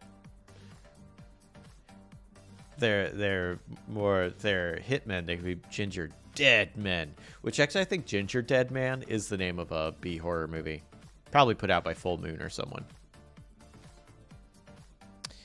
Pips and Pixel says, I did think of a cool idea the other day. Ooh, first, all NPCs have a job within the main town. Essentially, you could have a revolving cast of players. If they are not available to play, their character is running their shop or doing their job in town. You can interact with them, but they can't go on a quest because the player isn't there to RP them. But when the player is there, the shop is unavailable unless the player RPs them, running the shop temporarily while getting back to the quest. That is a cool idea. I like that, Pips. That is I love having ways to like slot characters in and out. So I think that's really cool. Where it's like if you have, 5 or 6 people normally, and like, oh, well, 2 of them couldn't make it. Well, here's what they're doing. Whenever you're not here, you're doing X.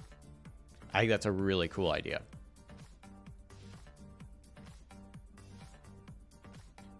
Ginger Dead Man is also the name of a cookie cutter. You can get that imprints a little skeleton on your gingerbread man. Really? That's amazing. I do not need any more cookie cutters. I don't have a ton of cookie cutters, but I have too many cookie cutters. As in to say I probably have like less than 10, but that's too many. I've got Christmas cookie cutters. I got Halloween cookie cutters. It's just, I don't make enough cookies to justify these cookie cutters. But that's awesome, and I kind of want that. But, like, I don't need it. That's like, we saw a dinosaur cake pan when we were at a yard sale. And it was actually the same dinosaur cake pan that my parents had I don't know if they still have it actually, that I would get my birthday cakes every year would be in the Dinosaur Cake Pan, because of course. And I had to refrain from buying it. I was like, I do not need a Dinosaur Cake Pan. We have a coffin cake pan. We have normal cake pans. We barely use them. I don't need it. I must refrain. Also, my parents might still have that one, in which case I can get it for free.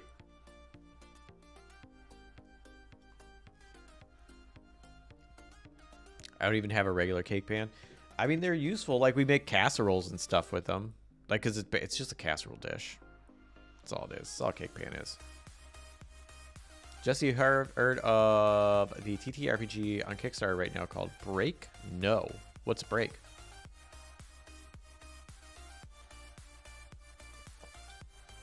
Five vanilla Coke. You were delicious. Thank you. Now it's time for nothing but water. Non-stop water. Ew, vanilla Coke? You mean the best Coke there is? Love it. Counterpoint, everyone needs a Dinosaur Cake Pan. Touche. All right, you're right, Blind GM. Also, hello, Blind GM. How are you doing? What's your like top 3 things to have in a session 0? Or before the game starts?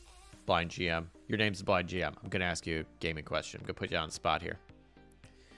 It's pretty cool. It's like Ryutama with more combat and more races. I am not familiar with Ryutama. All right, I'm going to open this up in a tab over here so I can look at it after stream.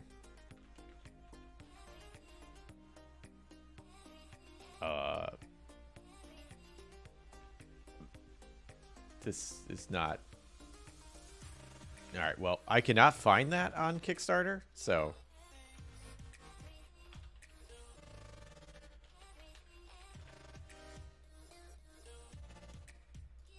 Oh, there we go. I found their website. That'll work.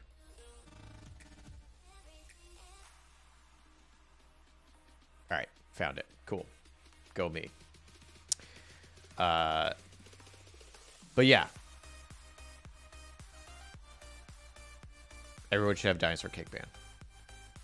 Yeah, the art for Break did look pretty cool. It's very anime with bright colors. And if there's a thing I like, it's a brightly colored anime.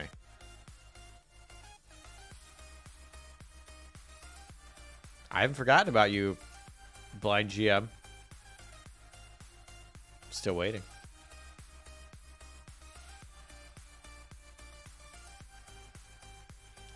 This poor person showed up, started getting harassed in my stream. Sorry.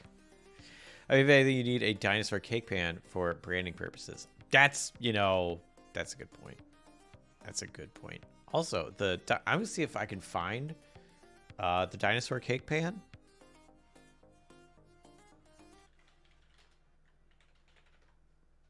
Because yeah, here it is. This is it.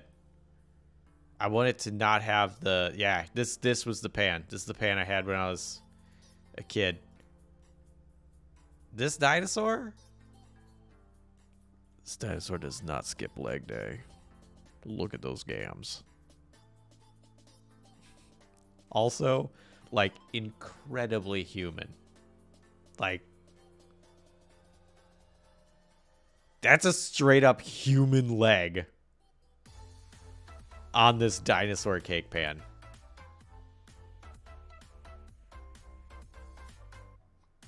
Like, they did fine with the arms, head, body, sure.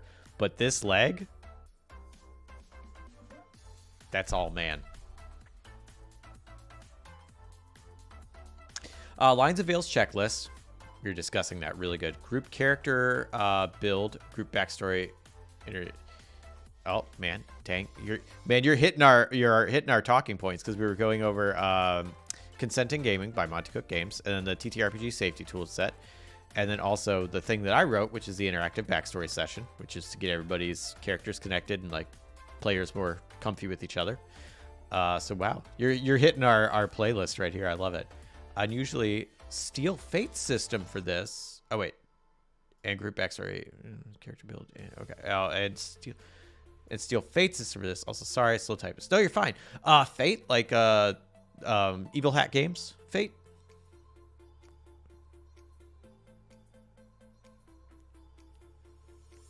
This dinosaur's been having too much cake. Dinosaur's been having too much cake, but it doesn't have cakes. No butt. It's not, what was it? Agurian pigeon? What was the word? Some meaty haunches. Yeah.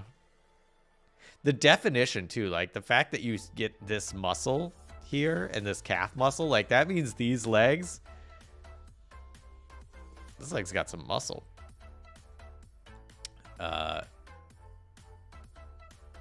Calipigian.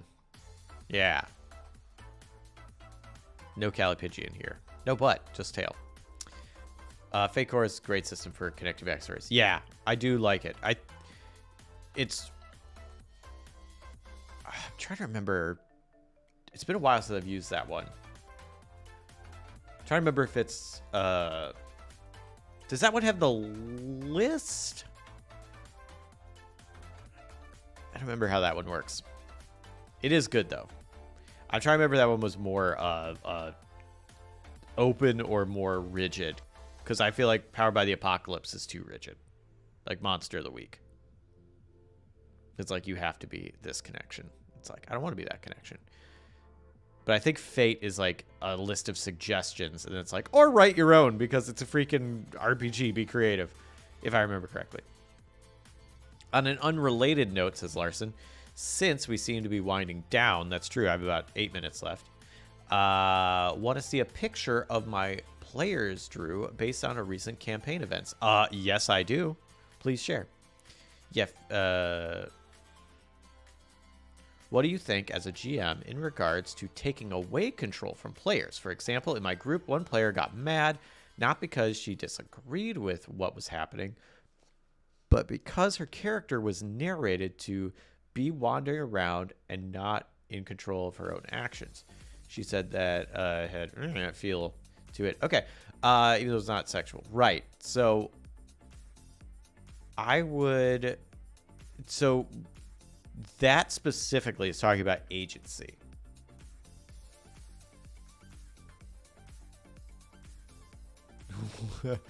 Say, hang on, I gotta look at this picture. This is adorable. Are these nomadic rock creatures that you're talking about?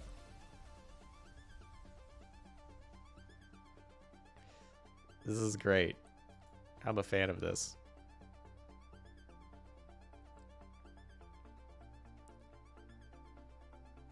Glibdur. I love this chicken nugget with legs and face. This is great. So yeah, anytime you're taking agency away from players, so that's just they are out of control of the situation, it does have like generally a bad feeling associated with it. Like that it's not usually not necessary, and it does feel very controlling. Like if someone was like, oh,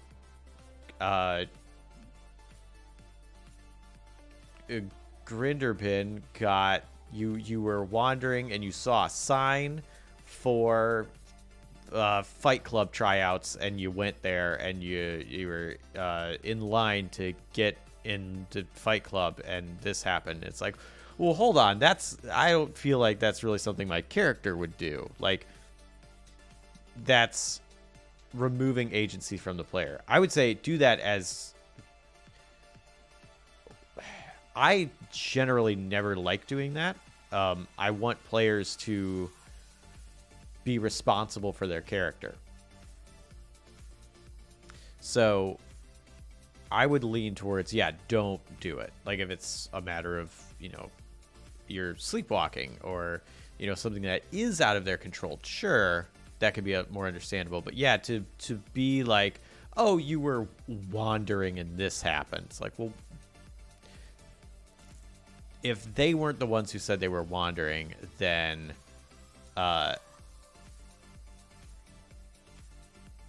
yeah, that is taking control of someone else's character, which isn't really something that a GM should have power over in those regards. Let me see. Was it? Yeah, Larson asked if it was mind control, and Blind. Actually, let me finish with Pixels, and I'll go back to Blind.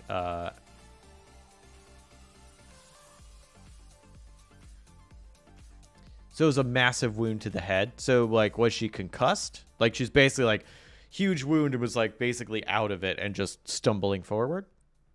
Shiaxium was having a little fun and narrated her character was doing silly things.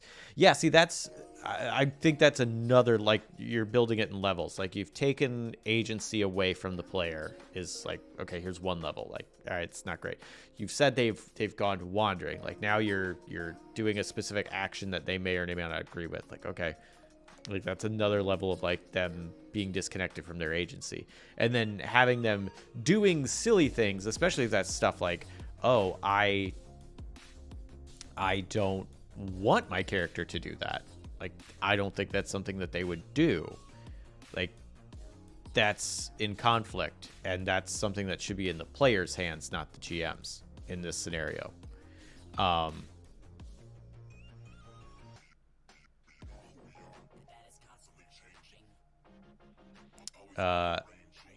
think actually it was their goat's backside for an awkward amount of time. Got it. Yeah, it's... I would say ultimately, yeah, that's something to be like, hey, that's not cool. And another thing that is do you trust the person who has control? So like sometimes in our CFD games, I say, hey, Blight, I'm not going to be there today. Catfish, my character, can be on the ship. Just have him do what needs to be done or what you think he could do, like what you think would be good. Like if Catfish winds up like taking an injury, I'm okay with that because it was in Blight's control and I trust Blight. I would not say that to another GM. There are some people I play with who'd be like, oh, my character's not there. All right, well, just have him off screen for whatever reason and I'll, do that. And so I wouldn't want a GM that I personally don't trust narrating what my character is doing. So yeah, I do think, and as a GM, I would not want to do that. If someone was like, oh, in one of my games, it was like, hey, I'm not gonna be able to do there. Just do with my character what you want. Be like, okay, cool. And if that means they respect me and my abilities enough to be like, I trust Jesse. Like he'll do something and I won't be upset about it. It's like, yay, I will do whatever I can to not break that trust. And then being like, by the way, you're now $100,000 in debt with credit card fraud. Sorry, it was a real wild session while you were gone. Like it's the level of trust there. So yeah, I feel like taking control like that is generally bad from a GM or player perspective, and that you need either trust and consent for it, or like be like, oh well, I thought it would be funny if you did this, but that's not what you want. So let's rewind. All right, well, this is what happened to you. Because yeah, I feel like that's generally not good. Because you're in a game, you're engaging in a pact with everyone else at the table to have a level of like respect and fun, and like you don't want to. Like you don't want to do something that takes that away. Like it's a shared experience and you're all responsible for different points in it. And you don't want to overstep your bounds where it's not clear that that's where you should be going. Does that make sense?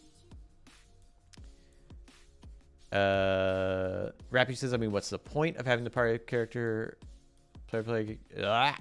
What's the point of having a player play a character if the GM can just narrate what the character does? Also an excellent point, Rat Beach.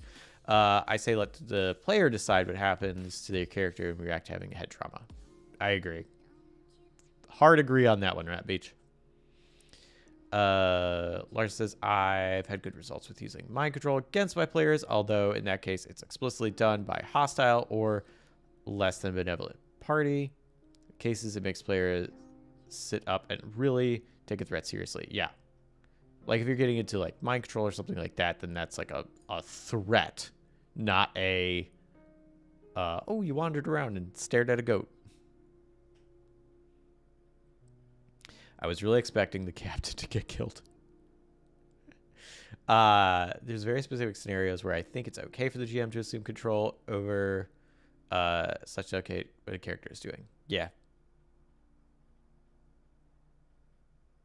NPC mind control is still NPC manipulation of the player character, not the GM deciding what the character does. Also a good point, Rat Beach. It is player based. Yeah, truth be told, it wasn't a great situation, but I think she overreacted. I don't think she overreacted or anything. I think it could be handled better, differently. Yeah, agreed. Yeah, I kind of Rat Beach actually probably summed it up better than I did, rambling for 2 minutes. It's like, what's the point of playing the game if you're not going to have control of the character that you're playing? So, like, yeah. Was it Travis of the Mackle Boys? Did a lot of dictating how player characters acted and felt in his Taz campaign because Travis is the main character of life. Aw. For example, one of my favorite TTRPG moments came from a friend drinking a dubious potion of spider climb. So he drank the potion, and the GM was like, okay, and what do you do? So he was like, I climb across the wall over the big treasure chest and bring it back over. The GM was like, cool. What actually happens is that potion was full of hallucinogenic drugs. So while you were... While you very much believe that you did all that, you're actually crawling along the floor saying, I'm doing it, I'm doing it. It's a good example there, Deeps. That's also pretty funny. I also once had a really great time when a session ended with my character getting kidnapped. And then before the next session, me and the DM had a solo session where my character was interrogated and infected with a mind control slug. Ooh, fun. Next session, the party enacts a resume mission, and I backstabbed them at the first opportunity. Oh, that's brutal. The player betraying player is such a, like, you need the group to be on board. Like, you need a particular group that's okay with that, because I've played with people where, you know, you do that and people get very upset. And I played with groups where it's like people do that and everybody's like, whoa, what a twist. You had a mind control slug. So it's like very group dependent. But yeah, when that can happen and someone can get a scenario like that, it's really fun. Squire Apollo gifted a sub. Nope, that already happened. Why did I get a notification for that again? That was an hour ago. What the heck was that notification? Ah, Blind GM followed my thing. I had to refresh. Thank you, Blind GM. I'm glad that this hoopla that we're talking about was enough for you to be like, I want to come back here. I do the stream every Wednesday at this time, or really look at the time, subtract 2 hours. That's when I start every Wednesday. Deeves, that was such a good memorable moment. I think about it all the time.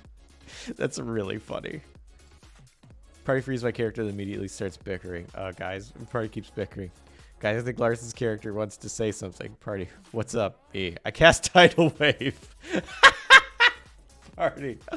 Little surprise Pikachus. Damn near cause a total party wipe. That's really funny. I've had a character mind control before. I'll play along, but I do not like it. Yeah.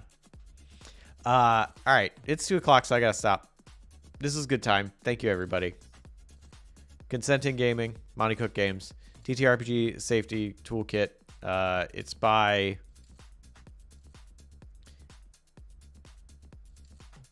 Kiana, I think. Shawl. And then Interactive Backstory, which is by me, Jessica Lena. Check those out. Really good stuff. All right, now I'm going to raid somebody. But who? Who shall I raid?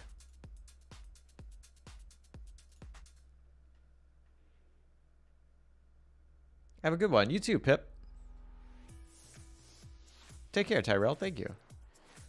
Junior confided that he'd planned on having NPCs show up to back me up, but decided against it. Oh, wow, you were just too powerful.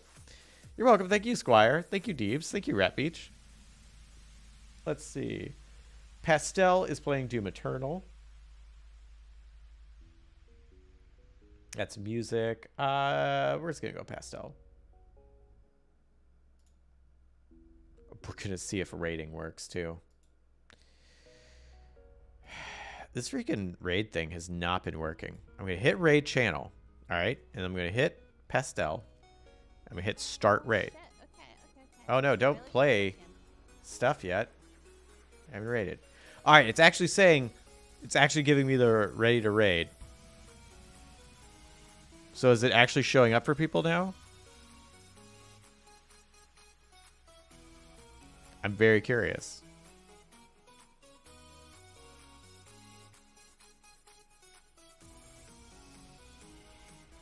Toodaloo, Larson. All right, cool. Oh, not for Rat Beach. Doggone it. All right, I don't know why it's not showing up. All right, well, here's the, if you want a manual raid.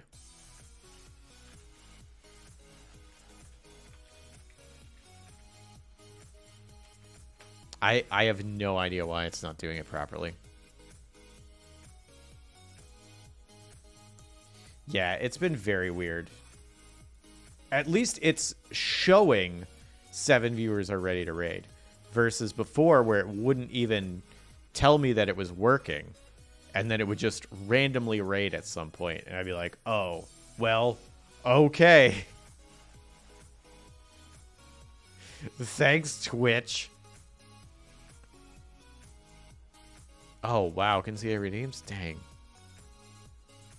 All right. Well, I put the link if you want to manually head over there. But, you know, I'm not your real dad, so you do whatever you want. I just appreciate you spending your time here with me for now. Thanks for the new follows, Kat and Blind GM. And it's going to raid, so I hope I see you around at Get Jessica Greek and Discord and elsewhere tomorrow and stuff. And if not, I hope you enjoy whatever it is you're doing. Bye.